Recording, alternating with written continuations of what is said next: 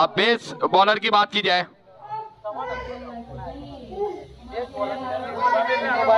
Base bowler of the tournament Mubarak Patel, જેમને Ababil રેસિડન્સના honour તરફથી આ ટ્રોફી આપવામાં આવે છે. અમારા મહેમાન છે મુબારક પટેલની best bowler of the tournament.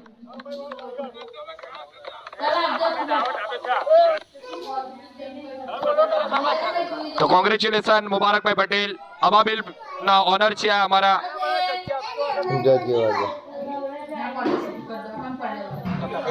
Ababil ના ઓનર ની તરફથી વિનિંગ ટીમને જ્યારે પણ જવું હોય ત્યારે એમને એક દિવસ તમે નક્કી કરજો, એમના તરફથી તમને દાવત છે.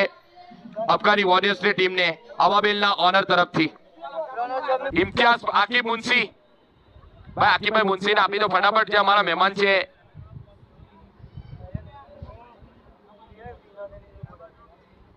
ये भी से कुछ 2-3 बातें हो रहेगी हमारी इस प्रेजेंटेशन के बाद, क्योंकि ये भी सोच में है. इसके बाद इम्तियाज भाई पटेल तरफ कांग्रेचुलेशन बताना आईपीजी एरियाज भाई तुम्हारा आभार हमें व्यक्त करे. साज एसपी,